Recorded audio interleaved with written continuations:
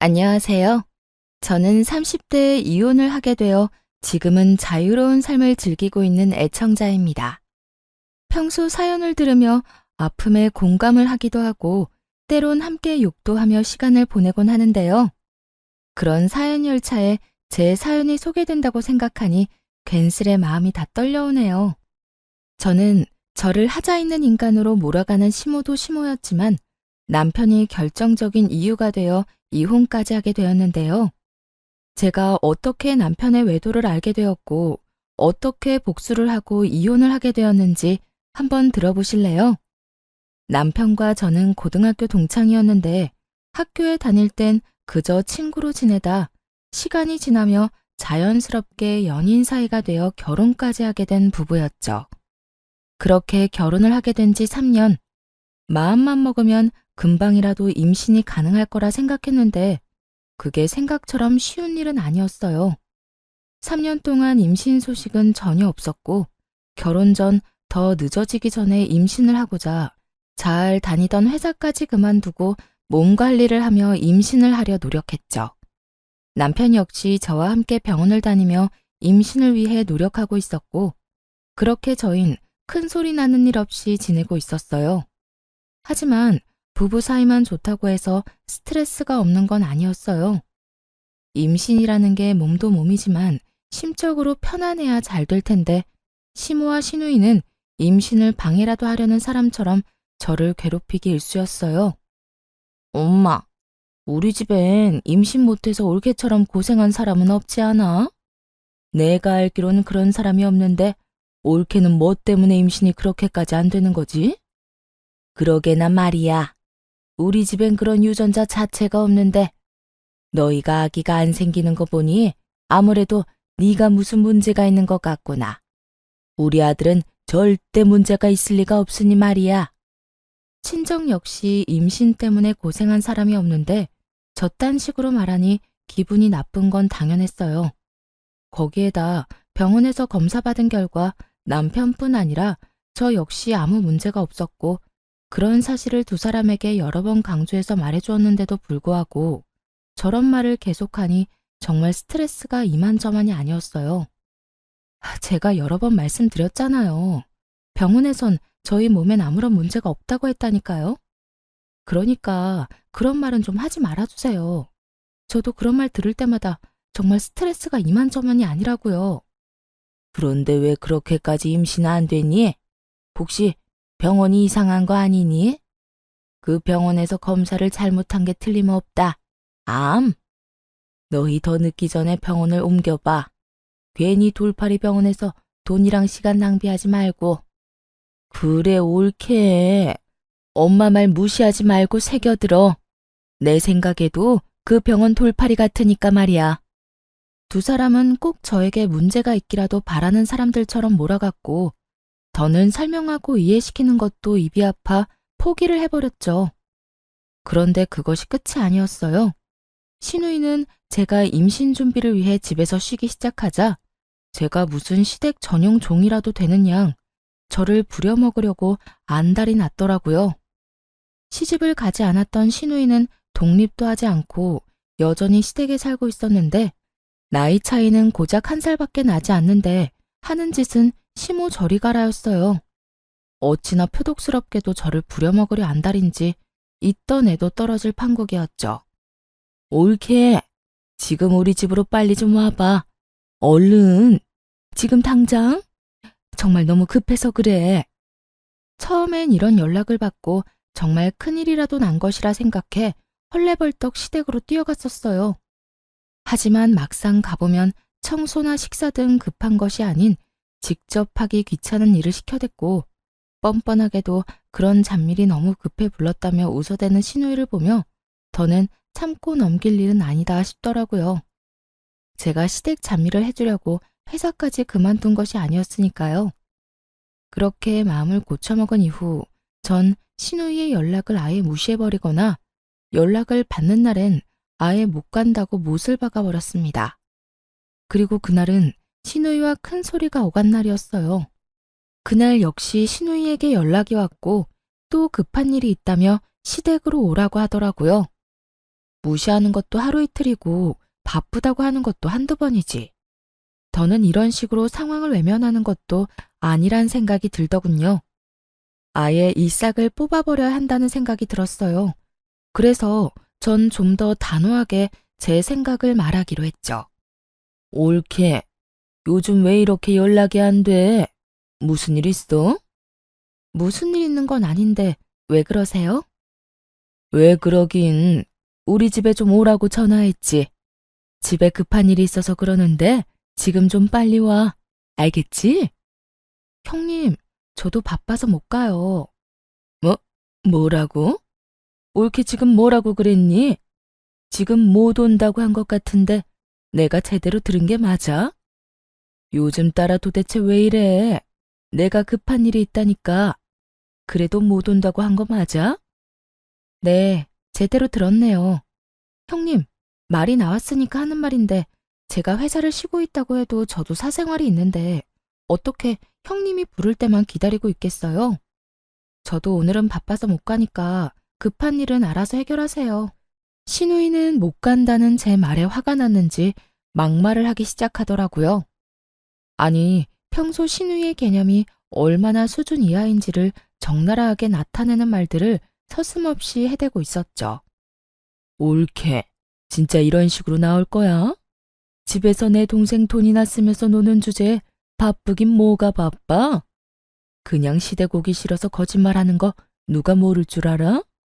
그리고 시댁 식구가 오라고 하면 오고 가라고 하면 가는 게 며느리로서 당연히 해야 하는 도리인 거 몰라? 이런 말까지 듣고 나니 저만 웃는 얼굴로 대할 필요는 없다는 생각이 들더라고요. 거짓말은 형님이 먼저 했죠. 바쁘다고 그날 일을 피워서 급하게 가보면 청소해라, 밥해라 등등. 그리고 형님, 같은 여자로서 그런 식으로 하고 싶으세요? 며느리로서 도리 중엔 그런 건 듣도 보도 못했네요, 저는. 제발 적당히 좀 하세요. 저요, 임신하려고 회사 그만둔 거지. 그런 일이나 하려고 회사 그만둔 거 아니라고요. 그러니까 앞으로 급하다는 핑계 대면서 저 시댁으로 부르지 마세요. 저는 그대로 전화를 끊어버렸고 내심 이렇게까지 싫은 티를 내고 이렇게까지 말하면 더는 저를 괴롭힐 일이 없을 거라 생각했죠. 하지만 신우이는 더 날뛰기 시작하더라고요. 그날 이후 저를 부르는 대신 저희 집으로 찾아와 집을 엉망으로 만들고 간다거나 이상한 트집을 잡아대더군요. 그래서 제가 집으로도 못 오게 했더니 시모를 앞세우기 시작하더라고요. 그날은 시누이뿐 아니라 시모까지 함께 집으로 온 날이었는데 마침 장봐놓은 것이 없어 마땅히 먹을 것이 없는 상태였죠. 자연스럽게 냉장고부터 열어보던 시모와 시누이는 텅 빈 냉장고를 보고 작정한 듯 잔소리를 하기 시작했어요. 넌 집에서 쉬는 애가 이게 뭐니 이게? 너희 집에서 밥은 해먹고 사니? 나가서 뼈 빠지게 일하는 우리 아들 끼니는 제때 해주는 거 맞아? 그러니까 옳게 이건 아니지. 어떻게 냉장고에 죄다 풀떼기에다가 마실 거 반찬 몇 개밖에 없어? 우리 아들은 고기 좋아하는데 고기 같은 건 없어? 고기는 떨어지는 일 없이 늘 넉넉히 사다 놓거라. 우리 아들이 먹고 싶으면 언제든 먹을 수 있게 말이야. 시모와 시누이는 사이좋게 말을 주고받으며 저에게 잔소리를 해대고 있었고 저는 입을 떼서 무얼 하나 싶은 마음에 아무 말도 하지 않고 있었어요. 제가 무엇라 한다고 한들 제 말을 들을 사람들도 아니고 괜히 잘못 대답을 했다가 그렇지 않아도 긴 잔소리가 더욱 길어질 거라 확신했기 때문이죠. 그렇게 한참을 시모와 장단 맞춰 잔소리를 하던 시누이는 배가 고프다며 휴대전화를 뒤적인다 싶더니 배달을 시키더라고요. 아유, 옳게 내에 와서 밥이나 먹을까 했는데 이게 뭐야? 엄마는 배 안 고파? 난 지금 배가 너무 고프단 말이야. 안 되겠다. 간단하게 요기나 하게 참치회나 시켜서 먹어야 하겠어. 언제부터 참치회가 간단한 요깃거리 음식이 되었는지는 몰라도 신우이는 참치회를 시킨다고 하며 음식을 주문했고 얼마 지나지 않자 음식이 도착했어요. 얼마나 많이 시킨 것인지 배달 오신 분의 양손 가득 음식이 들어서고 있었죠. 음식의 양도 당황스러운데 더 황당한 말이 신우이의 입에서 나오고 있더라고요. 어머, 지갑이 없네? 어떻게 하지? 올케, 카드 있지? 올케가 계산 좀 해. 잘 먹을게. 고마워. 그렇습니다. 신우이는 10만 원이 훌쩍 넘는 음식값을 바로 계산하지 않고 만나서 카드 결제 상태로 주문했더라고요. 당연히 카드도 현금도 전혀 가지고 있지 않은 채 말이죠. 제가 초대한 사람이라면 당연하게 제가 계산하는 것이 맞겠지만 제가 초대한 적도 없고 입에 들어가는 밥 한 톨도 다시 빼앗고 싶을 만큼 얄미운 시모와 시누이를 위해 그런 돈을 갑자기 쓰게 되니 너무 짜증이 나더군요. 그렇다고 해서 계산을 하지 않을 수 있는 상황도 아니었고 저는 하는 수 없이 계산을 하게 되었죠. 그것이 끝이 아니었어요.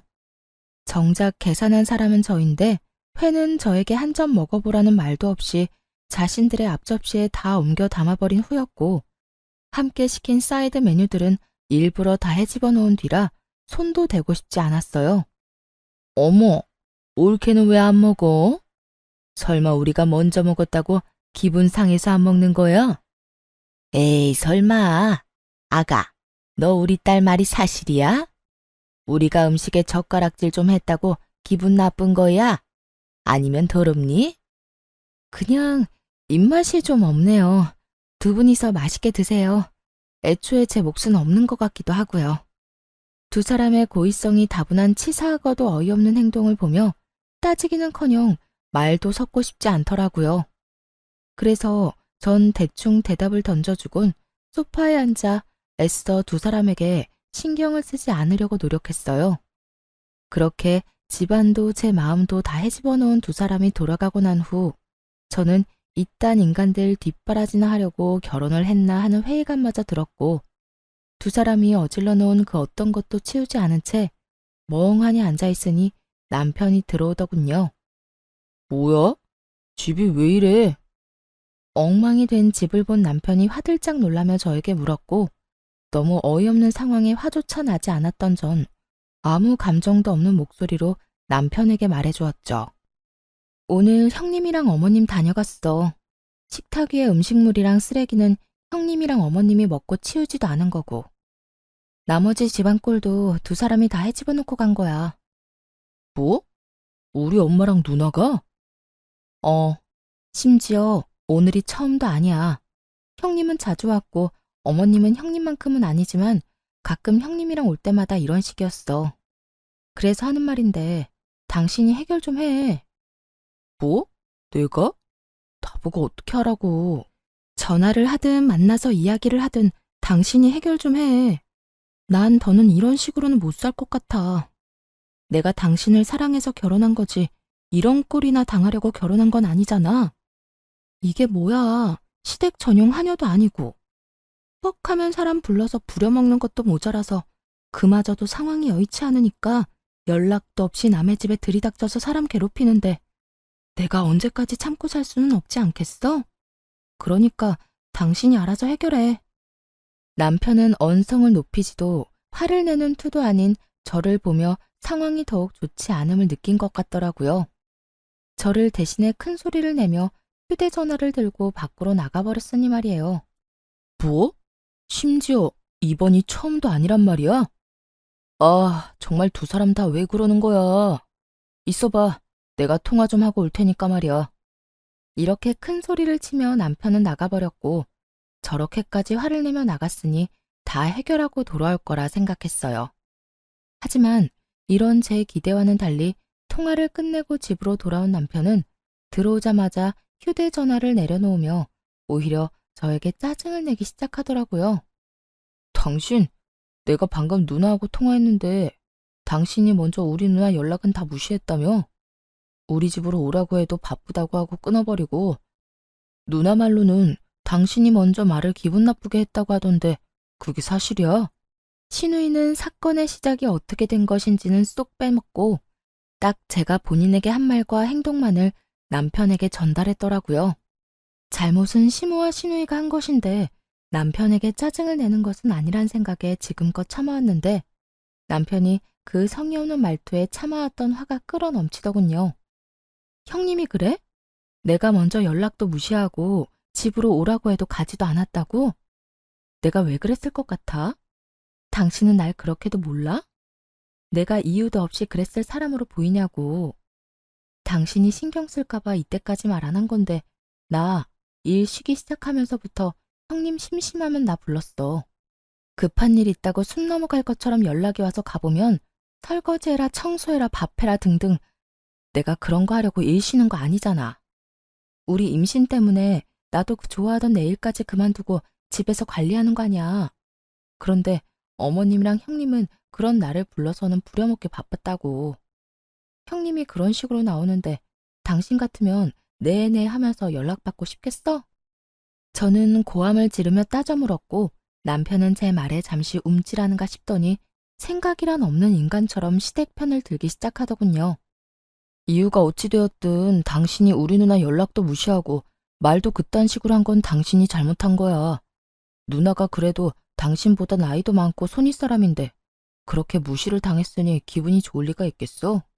그러니까 당신이 적당한 때 봐서 우리 누나한테 사과해. 알겠어?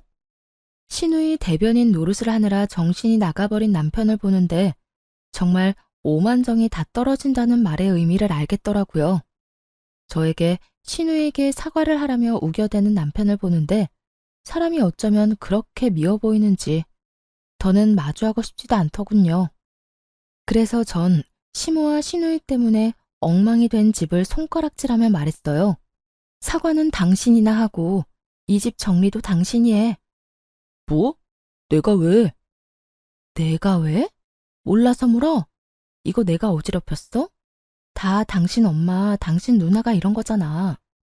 식탁 위에 저것들도 계산은 내가 했지만 난 한 입도 못 먹었고 이 집도 내 집이지만 내가 어지럽힌 건 단 하나도 없어. 당신 식구들이 이렇게 한 거니까 당신이 다 치워야 하는 건 당연한 거 아니야? 하여튼 난 절대로 못하니 당신이 알아서 처리해. 알겠어?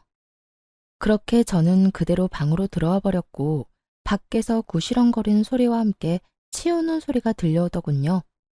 그날 남편은 본인이 치운 거실에서 잠을 잤고 그렇게 저희의 사이는 점점 멀어지고 있었어요. 그때쯤부터 남편은 집에서 말도 거의 하지 않기 시작했고 전형적인 바람난 남자의 절차를 밟기 시작하더군요. 그런 남편의 모습을 보며 저는 수상하다고 생각했고 그런 생각이 짙어지던 찰나 고등학교 동창인 여자친구에게 전화가 오더라고요. 이 친구 역시 저와 똑같이 같은 고등학교 남자친구와 결혼을 한 친구였는데 할 말이 있다며 망설이는 것이 보통 일은 아니겠구나 싶더군요. 한참을 망설이던 친구의 입에서 나온 이야기는 제 예상을 훨씬 뛰어넘는 이야기였어요. 며칠 전에 남자애들끼리 동창회한 건 알고 있어? 우리 남편도 다녀왔는데 글쎄, 그 자리에 네 남편이 여자친구라면서 어떤 여자를 데리고 왔다더라? 그 인간 진짜 미친 거 아니니? 아무리 남자들끼리 모인 자리라고 해도 그 자리에 있는 남자애들 너랑 네 남편이랑 결혼한 거 다 아는데 그런 자리에 여자친구를 데리고 갔다는 것 자체가 제정신이 아닌 거야. 남자들끼리 암묵적으로 비밀로 하고 있는 모양인데 우리 남편은 아무리 그래도 이건 아닌 것 같다면서 나한테 말해주더라고. 내가 이런 말을 너한테 해야 하나 말아야 하나 고민하다가 아무리 생각해도 괘씸해서 안 되겠더라고. 그러니까 너도 넋놓고 있다가 뒤통수 맞지 말고 뒷조사 하든 해서 준비 단단히 하고 있어. 충격이 크더라고요. 외도를 저지르고 있다는 사실을 알게 된 것도 충격이었지만 어떻게 상간녀를 데리고 동창회를 나갈 생각을 할 수 있는 것인지 정말 제 상식으론 이해가 되지 않더군요. 얼마나 내가 우스웠으면 그런 식으로 행동했을까? 분노가 머리 끝까지 차올랐죠. 동창생들 앞에서 소개하면 저도 모를 리가 없잖아요. 저에게도 동창생인 친구들인데 겁대가리를 상실한 건지 머리가 나쁜 것인지 아님 친구들에 대한 믿음이 깊은 것인지 이것도 저것도 아니라면 들켜도 상관없다 싶었는지 도무지 알 수가 없는 지경이었죠. 그 모든 것이 혼란스러운 상황 속에서도 확실해지는 것은 있었어요. 그 인간은 저와 이혼이 하고 싶어 환장한 인간이 분명했고, 전 그런 인간과 이혼을 해야 한다는 것 말이죠. 친구의 조언대로 흥신소에 의뢰해 남편의 뒷조사를 시작했고, 며칠 뒤 흥신소에서 전해드린 소식은 정말 통쾌하면서도 경악스러움 그 자체였어요.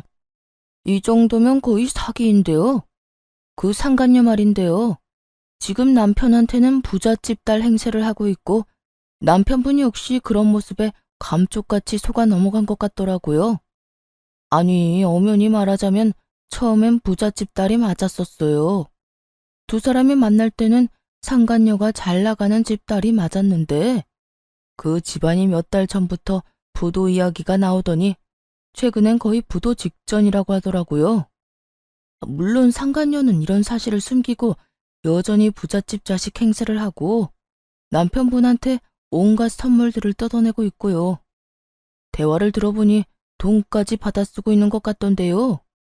뭐 상간녀 말로는 주식에 돈이 다 묶여 있는데 지금 빼면 손해가 크다. 이런 식으로 남편분 속여서 돈을 받아내고 있는 것 같더라고요. 하여튼 자세한 내용이나 사진, 녹음 파일은 따로 보내드릴 테니 확인해 보시고 혹시나 더 필요한 거나 궁금하신 거 있으면 연락해 주세요. 들어보니 남편은 상간녀와 만난 지 적어도 반년은 더 되어 보인다고 하더라고요.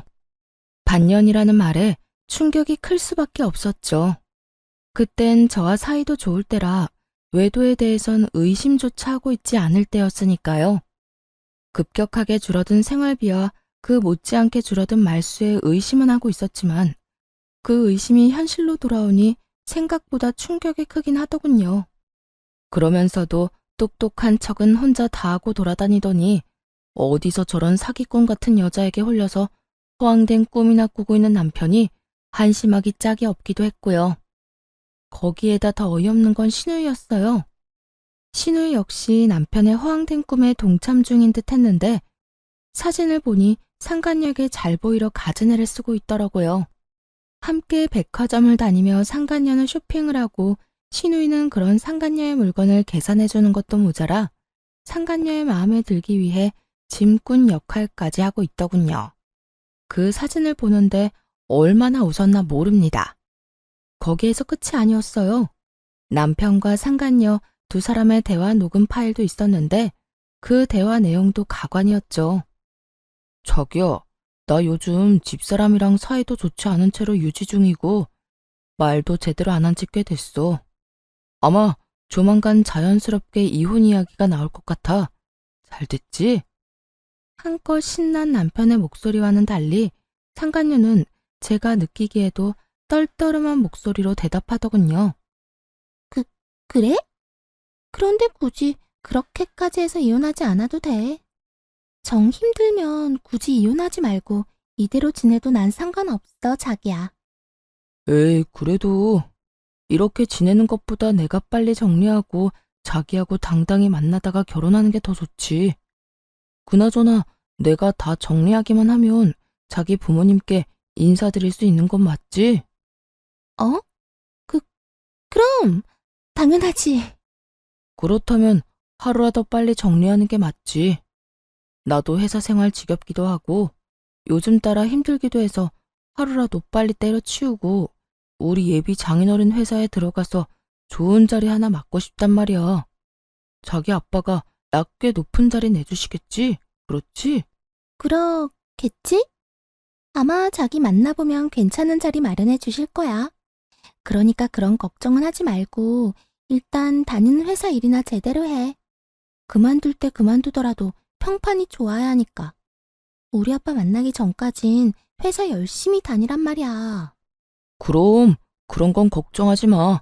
그렇지 않아도 당장이라도 사표 던지고 싶은 거 참고 또 참으면서 웃으면서 일하고 있어.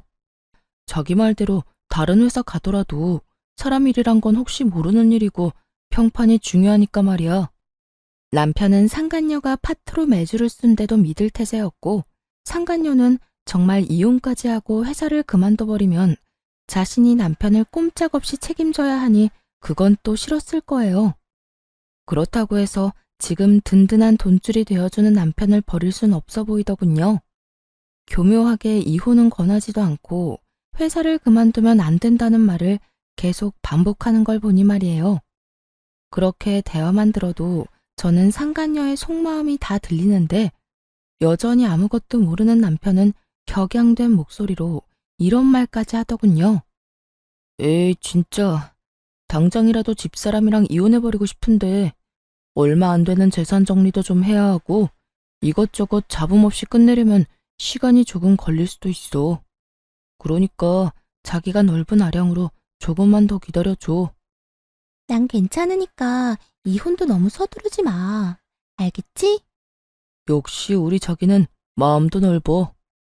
남편의 신난 목소리를 듣고 있는데 그 순간 명의 이전 이야기를 했던 것이 떠오르더라고요. 결혼할 당시 집 명의를 제 명의로 했었는데 최근에 이런저런 핑계를 대며 명의를 이전해달라고 했던 것이었죠. 명의 이전은 생각지도 못한 일이라 귀등으로 듣고 생각해보자며 말을 돌리곤 했었는데 그때 생각해보니 남편에겐 다 계획이 있었더라고요. 저에게서 집을 뺏은 후 속 시원하게 저와 이혼하고 상간녀와 새 출발을 할 계획 말이에요. 그렇게 남편의 추악한 계획과 시누이와의 관계까지 모두 알게 된 저는 이혼 전문 변호사분을 만나 이혼을 준비하기 시작했고 이런 사실을 꿈에도 알지 못하는 남편과 시누이는 상간녀에게 잘 보이려 있는 돈 없는 돈 모두를 다 끌어다 쓰고 있더군요. 전 마음속으로 두 사람의 행보를 응원했고 제 이혼 준비가 끝날 즈음 남편이 집으로 회사 짐박스를 안고 들어오더라고요. 씩씩거리며 들어오는 꼴이 회사를 그만둔 듯 했어요. 그게 무슨 짐이야? 혹시 회사 그만뒀어? 남편은 박스를 바닥에 던지듯 내려놓으며 과하게 성질을 내더군요. 보면 몰라? 아, 진짜 짜증이나 죽겠어. 박 과장은 자기가 내 월급을 준다고 착각이나 하는가 봐. 나만 보면 시비에다가 나만 보면 못 잡아먹어서 안달이라니까. 그래서 상사랑 한바탕하고 그만뒀다. 이 말인 거네. 그래. 아, 차라리 잘 됐어. 이까짓 회사 그만두고 싶었는데 이참에 나도 좀 쉬면서 새 출발하지 뭐. 남편은 상간녀라는 믿을 구석이 있었던 터라 직장 상사와 트러블이 일어나기 무섭게 회사에 사표를 던져버렸고 그런 남편의 모습을 보며 오늘이 그날이구나 싶더라고요. 자고로 집도 절도 없을 때 버려야 더 큰 복수가 되지 않을까 싶었으니까요. 전 여전히 씩씩거리는 남편을 뒤로 한 채 방으로 들어가 남편의 짐을 싸 거실로 나왔어요. 제가 큰 캐리어를 건네자 소파에 앉아 넥타이를 풀던 남편이 화를 내며 말하더라고요. 이게 뭐야? 나 나가라고? 응? 나가? 당신 진짜 너무한 거 아니야? 아무리 당신이랑 상의 한마디 없이 회사를 그만뒀어도 그렇지. 어떻게 이런 식으로 가장을 내쫓으려고 할 수가 있어? 그렇게 상간녀에겐 이혼 노래를 부르더니 막상 저에게 쫓겨나는 건 자존심이 상하는 일이었던 건지 화를 막 내더라고요. 그 모습이 얼마나 기가 차고 어이가 없는지. 저도 모르게 코웃음이 다 나더라고요. 당신이 상의도 없이 회사 그만둔 거? 물론 그것도 문제가 있지. 그런데 설마 그런 걸로 내가 당신을 쫓아내겠어? 그러면 이 짐은 뭔데? 방금 나보고 나가라며. 응, 나가. 내가 지금 나가라는 건 당신이 단지 회사를 그만둬서 그런 게 아니라 당신이 바람을 피우고 있기 때문이야. 당신이 바람을 피우고 있는데 회사 그만둔 게 무슨 문제가 되겠어? 여보, 내가 바람이라니 무언가 오해를 하나 본데 나 그런 짓 절대 못하는 거 알잖아. 그런 짓은 절대 못한다는 인간이 내 뒤에선 내 등에 그렇게 비수를 꽂았어? 내가 정말 몰라서 이때까지 참은 줄 알아? 저는 고함을 질러버렸고 남편의 얼굴은 사색이 되어가더라고요. 제가 모든 사실을 안다는 건 계획에는 전혀 없던 일이라 어떻게 해서든 이 난관을 헤쳐나가 보려 갖은 애를 쓰더군요. 무슨 말을 하는 거야 도대체. 어디서 무슨 말을 들었는지는 몰라도 다 오해야. 당신은 나를 그렇게도 몰라? 나 당신뿐인 거 누구보다 당신이 더 잘 알잖아. 어째만 이렇게도 같은 말을 해대는 건지. 남편 역시 세상에서 여자는 저뿐이라는 듯 간절한 눈빛으로 거짓말을 해대고 있었고, 전 그런 남편에게 콧방귀를 뀌어주며 제가 듣고 본 사실들을 읊어주기 시작했어요. 당신을 잘 알긴 알지. 당신 남자들만 모이는 동창회 상간녀까지 모시고 갔더라. 남자들 우정도 참 별거 없지? 이렇게 금방 내 귀에 들어오는 거 보면 말이야. 그것뿐이야? 당신 누나도 그 여자랑 짝짝꿍이 맞던데? 백두기도 아니고 이 백화점 저 백화점 다니면서 돈을 물 쓰듯이 쓰던데? 당신이 그걸 어떻게... 누가 다 말한 거야? 당신 혹시 내 뒷조사했어? 뒷조사를 했든 앞조사를 했든 지금 어떻게 한지가 중요해? 내가 모든 사실을 다 알았다니까. 당신이 지금 부잣집 여자랑 적어도 6개월 전부터 만나왔단 거, 그 부잣집 여자한테 눈이 멀어서 나하고 어떻게 하면 이혼을 잘할 수 있을까 머리 굴리고 있는 거, 심지어 바람까지 피운 주제에 꼴랑 하나 있는 이 집도 나한테서 뺏어가려고 명의까지 가져가려고 했던 것까지 말이야. 참 대단하다 대단해. 그래도 우리가 연애부터 시작해서 결혼 생활까지 몇 년인데 나한테 이 집 넘겨주는 게 그렇게 아까웠니? 하물며 이 집 살 때 내 돈이 더 많이 들어갔는데. 남편은 제 말에 더는 할 말이 없는지 제 눈치를 살피다 깊은 한숨을 길게 내쉬더라고요. 그리고는 이내 지금까지 보였던 눈빛과는 전혀 다른 눈초리로 절 보며 이렇게 말하더군요. 그래, 아까웠다 아까웠어. 당신 돈이 얼마나 많이 들어갔든 어쨌든 내 돈도 들어갔고 집값도 그만큼 올랐는데 안 아깝겠어? 그래서 어떻게 해서든 명의 내 명의로 옮겨오고 자연스럽게 이혼하려고 했었다. 그게 그렇게 잘못한 일이야? 사람이라면 전부 자기 이득부터 따지기 마련이야. 나도 자연의 이치에 따라 내 이득 좀 따지겠다는데 그게 왜? 남편은 무엇이 잘못된 것인지 전혀 알지 못하는 눈치였어요. 애초에 저와 남편의 사이에서 제일 큰 문제는 남편이 저를 배신하고 다른 여자를 만났다는 것인데, 그것에 대한 언급은 단 한마디도 없이 오로지 집 이야기, 이득 이야기만 한 걸 보니 말이에요. 당신 머릿속엔 지금 돈밖에 없어? 오로지 이득, 돈, 재산 이런 거밖에 없냐고. 당신 이득 따지는 거 가지고 내가 이래? 지금 우리 사이의 문제는 당신이 나하고 검은 머리가 팥뿌리가 될 때까지 잘 살아보자던 약속을 어기고 다른 여자한테 홀려서 나를 버리겠다는 계획을 세운 게 문제라는 거야. 당신이 날 배신했다는 게 문제라고. 검은 머리 팥뿌리가 될 때까지 잘 살아보자.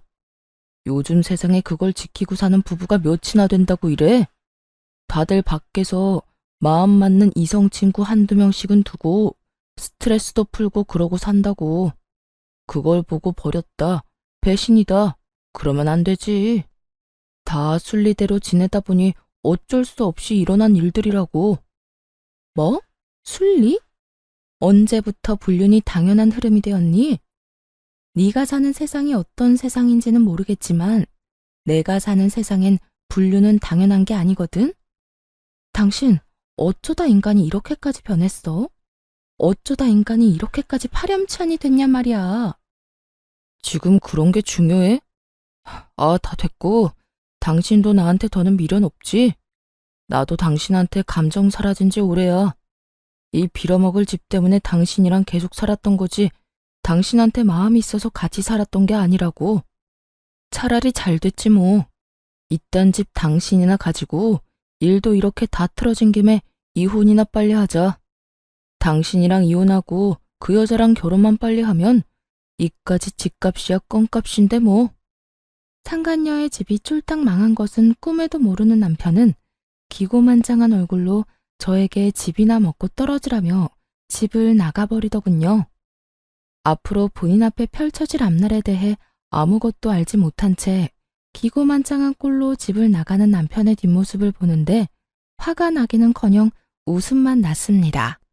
그렇게 진행된 이혼에서 저는 남편, 상간녀, 시누이 모두에게 위자료를 청구했고 세 사람 모두에게 위자료를 받고 이혼할 수 있었어요. 이혼하는 그 순간까지 상간녀는 부잣집 딸 연기를 하고 있었는데 저에게 주어야 하는 위자료 역시 전 남편에게 받아내고 있더라고요. 자기야, 나 아직 주식 정리를 못했는데 위자료 어떻게 해? 아까 들어보니까 위자료 이자가 은행 이자보다 높던데. 그냥 주식을 정리해야 싶기도 하고. 그런데 지금 정리하면 손해가 너무 심한데? 그래? 그러면 그냥 내가 대출받은 김에 조금 더 받아서 줄게. 어차피 그 주식 한 달 정도만 있으면 정리할 수 있다고 했잖아. 응, 들리는 찌라시엔 한 달 내로 따상 갈 거라고 하더라고. 그렇게만 되면 내가 진짜 이자까지 쳐서 다 줄게. 돈만 돌려주겠어? 자기 인생 펴는 거야, 이제. 상간녀의 말에 전 남편은 얼굴 한가득 행복 가득한 미소를 지어 보이더라고요. 저와 이혼하는 그 마당에 말이죠. 그 모습을 보는데 저 역시 웃음이 터져나와 크게 혼이 났네요. 주식에 큰 돈이 묶여 있는 것도 거짓말, 앞으로 인생이 필 일만 남았다는 것도 거짓말이란 것을 저는 잘 알고 있었으니까요. 그렇게 전 남편과 전 시누이가 빚쟁이가 된 채 소송은 마무리되었고 이혼 확정 서류를 제출하면 모든 것이 끝이 나는 날이 다가왔어요. 전 남편은 서류를 제출하려던 저를 기다리고 있었는데 그 몰골이 말이 아니더라고요. 죽도 한 그릇 못 얻어먹고 다니는 것인지 피골이 상접한 것은 물론이었고 행색도 남루한 것이 굳이 물어보지 않아도 어떤 상황인지 훤히 보이더군요. 제가 전 남편을 발견한 직후 전 남편 역시 저를 발견했는지 다짜고짜 저에게 달려와 무릎을 꿇고 빌기 시작하더군요. 여보, 서류 제출하러 온 거야? 이 서류 제출하면 우리 진짜 끝인 거 알고는 있지. 잘 알고 있지. 그러니까 이렇게 아침 대바람부터 온 거 아니겠어? 하루라도 빨리 너 같은 인간이랑 깨끗하게 정리하려고 말이야. 여보, 그러지 말고 다시 한번 생각해보면 안 될까? 우리가 이렇게 이혼한다는 거 정말 말도 안 되는 일이잖아. 뭐? 말도 안 되는 일? 뭐가 말도 안 되는데? 당신 말대로 우리 고등학교 때부터 해서 지금까지 함께한 시간이 얼만데 이대로 우리가 헤어진다는 게 말이나 된다고 생각하는 거야? 정말 웃기지도 않더라고요. 그 긴 세월이 그렇게나 소중하다는 사람이 어떻게 다른 이유도 아닌 외도로 인해 이혼까지 하게 만들었으니 말이에요. 심지어 끝까지 반성은커녕 비웃기 바빴던 걸 제가 다 기억하고 있는데 이제와 이렇게 매달리는 꼴을 보고 있자니 통쾌하기는커녕 미친 듯이 화가 났어요. 그 세월이 그렇게 소중했다는 인간이 그딴 짓을 했니? 기억 안 나? 당신 나하고 이혼하는 그 순간까지 미안하다는 말은커녕 본인은 잘 먹고 잘 살 테니 나는 이혼녀 딱지 붙이고 잘 살라고 했던 거. 그런데 이제 와서 무릎까지 꿇고 왜 이런데? 갑자기 집 나갔던 양심이 다시 되돌아오기라도 했는가 봐. 그땐 내가 정말 정신이 나가버려서 당신한테 어떤 짓을 하고 있는지조차 몰랐어. 나 사실 당신이랑 그렇게 이혼하고 나 당신 많이 그리웠어. 나한테 당신이 정말 없어서는 안 될 존재라는 것도 알았고 오로지 당신만이 내가 사랑할 수 있는 여자란 걸 깨달았지 뭐야. 깨닫기는 개뿔. 상간녀의 집이 쫄딱 망해버려 쥐뿔도 없는 상황이란 걸 전 남편은 알게 되었고 전 남편은 상간녀를 닥달하기 시작했다 하더군요. 손해볼 것이 하나 없는 상간녀는 헤어지자는 말과 동시에 받았던 돈은 한 푼도 갚지 않고 도망을 가버렸다는 소문을 이미 다 전해들어 알고 있는 상태였죠. 그러니까 전 남편은 저에 대한 사랑이 그리운 것이 아니라 거짓골이 된 자신이 아쉬워서 저에게 매달리는 것임을 저는 누구보다 잘 아는 상태였죠. 참, 거짓말도 정성껏 잘한다.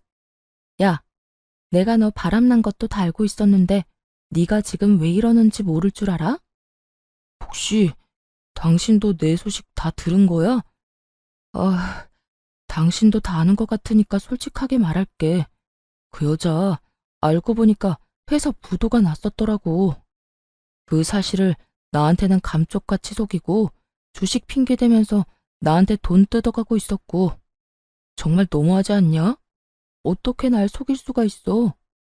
어쩐지 내가 당신하고 이혼한다고 할 때마다 반응이 시원치 않더라니. 하여튼 내가 이혼하고 위자료 내느라 빚쟁이 되고 우리 누나도 당신한테 위자료 주느라 빚쟁이 되니까 더는 뜯어먹을 거 없다 싶었는지 도망갔어. 내 돈, 누나 돈은 한 푼도 안 주고 말이야. 우리 집 지금 난리야. 나 회사도 그만두고 취업도 안 돼서 대출금 갚을 돈이 없어서 엄마 집까지 팔아 대출금 갚아야 하는 신세라고. 어쩌다 내 신세가 이렇게까지 된 건지. 전 남편은 눈물까지 짜내며 하소연을 하고 있었고 전 궁금하지도 않은 이야기를 듣고 있자니 하품이 다 날 지경이었어요. 그걸 몰라서 물어? 남의 가슴에 대못 박아놓고선 너는 평생 떵떵거리면서 행복하게 살 수 있을 거라 생각했어? 남의 눈에 눈물 나게 하면 네 눈엔 피눈물 나는 법이야. 그래서 할 말은 다 했니? 그 하품이 나오게 지겨운 하소연은 다 해댔냐고. 전 남편은 자신이 이렇게 눈물까지 쏟아내며 말하면 저 역시 눈물이라도 흘릴 거라 생각했는지 제 반응에 크게 당황하며 다시 울고불고 빌기 시작하더라고요. 여보, 그렇게 냉정하게 굴지 말고 예정을 생각해서라도 나 다시 받아주면 안 될까? 예정? 너한테는 그런 게 남아있는지 몰라도 난 그런 감정 따위 남은 게 없거든? 그리고 정이 남아있다고 한들 내가 미쳤어? 너부터 시작해서 줄줄이 빚쟁이인 네 집안일이랑 다시 엮이게. 넌 내가 진짜 만만하구나. 만만한 게 아니라 당신이 날 금전적으로 조금만 도와주면 이까짓 어려움은 금방 이겨낼 자신이 있어서 그래. 당신 지금 여유 자금 꽤 있을 거 아니야. 나하고 그 여자 우리 누나한테 받은 위자료. 설마 다 쓴 건 아니지. 그 돈을 벌써 다 썼을 리는 없잖아. 그렇지? 이때껏 꼴꼴 감춰두었던 전 남편의 추악한 속내가 드러나고 울고불고하며 제 바짓가랑이를 붙잡고 있는 전 남편의 손을 뿌리쳐버렸어요. 이거 나 소름 끼치니까. 야, 너 진짜 큰 착각하는가 본데 그 돈 너한테 쓸 생각 전혀 없어. 그러니까 남의 돈에 군침 그만 흘려. 여보, 그러지 말고 나 진짜 당신이 조금만 도와주면 금방 일어설 수 있다니까. 많이 바라는 것도 아니라고. 그냥 받은 위자료의 절반 정도만, 아니 그것보다 적은 금액이라도 되니까 조금만 도와주라. 응? 상간녀를 상대로 헛된 꿈을 꾸던 전 남편은 이젠 저를 상대로 헛된 꿈을 꾸는 듯 했어요. 자신이 저딴 식으로 눈물 콧물 흘리며 매달리면 제가 당연히 받아줄 거라 생각하는 듯 했으니까요. 정말 착각은 자유라고들 하지만 이 정도 현실 가능성이 없는 착각에 저를 끌어들인다는 사실 자체가 기분이 슬슬 나빠져 오더군요. 야, 그 말도 안 되는 착각에 날 끌어들이지 말아줄래? 그 꿈 같은 계획은 잠잘 때나 꾸고 현실에선 네가 한 짓에 대한 벌 제대로 받아. 알겠어? 여보, 여보, 여보 제발. 나 진짜 큰일 나. 한 번만 받아주라. 제발. 이거 나 한 번만 더 내 몸에 손대잖아? 나 진짜 그대로 경찰에 신고해버릴 거야. 나 알지? 한다면 한다는 사람인 거. 그러니까 이상한 짓 그 정도만 하고 이럴 시간에 일자리나 알아봐. 돈은 자기 손으로 벌 생각을 해야지 남의 재산 탐내다가 그 모양 그 꼴이 돼놓고도 아직도 정신을 못 차렸어? 네 일은 네가 알아서 해결해. 전 그대로 전 남편을 뿌리쳐버리곤 서류를 제출해버렸고 그렇게 지긋지긋한 인연이 끝났습니다. 그 후 전 집도 옮기고 회사도 옮겨버린 후 잘 지내고 있습니다. 한동안 전 남편과 전 시댁 식구들이 계속 연락을 해와 귀찮은 일이 있긴 했지만 차단 깔끔하게 했더니 요즘엔 연 끊겨버린 지 꽤 되었어요. 새로운 회사에서 일하기 시작한 지 1년이란 세월이 지났고 이제 적응도 되어 아주 만족스러운 삶을 살고 있어요. 아직 마음의 준비가 되지 않아 누군가를 만난 적은 없지만 제 마음이 누군가를 받아들일 준비가 되고 좋은 사람만 나타난다면 언제든 연애할 생각은 있습니다. 이혼을 하며 전 남편과 전 시댁에 많은 실망을 한 것은 맞지만 모든 사람이 전 남편과 같은 사람은 아닐 테니까요. 거기에다 한 번 결혼에 실패했다는 이유로 혼자 평생 외롭게 살 생각은 없기에 열린 마음으로 살아보려고 합니다. 이혼을 할 당시만 해도 이렇게 만족스럽고 행복한 삶이 저를 기다리고 있을 거라는 생각은 하지 못했어요. 이혼이 흠이 아닌 시대가 왔다고들 하지만 막상 제가 이혼할 처지에 놓이게 되니 그런 말들이 쉽게 와닿지도 않았고 위로도 되지 않더라고요. 그때 전 그저 남편이 외도를 저질러 이혼하게 된 불쌍한 이혼녀라는 생각밖에 들지 않았으니까요. 하지만 독하게 마음을 먹고 이혼을 하고 나니 저에겐 새로운 인생이 저를 기다리고 있더라고요. 무엇보다 수준 이하의 전 시댁 인간들을 더는 마주할 필요도 없었고 저의 뒤에서 저를 기만했던 전 남편을 더는 보고 살지 않아도 됐고요. 그 뒤로 따라오는 자유, 압박 없는 삶 등 여러 가지도 물론 좋았어요. 이렇듯 전 지금의 생활에 더없이 만족하고 이혼녀이긴 하지만 유부녀일 때보다 더없이 행복하답니다. 이로써 저의 사연도 끝이 났네요. 어떠셨나요? 욕들 함께 해주셨을까요? 긴 이야기 끝까지 함께 해주셔서 감사하다는 말을 전하며 저는 이만 물러가 볼게요. 감사합니다. 다들 행복하세요.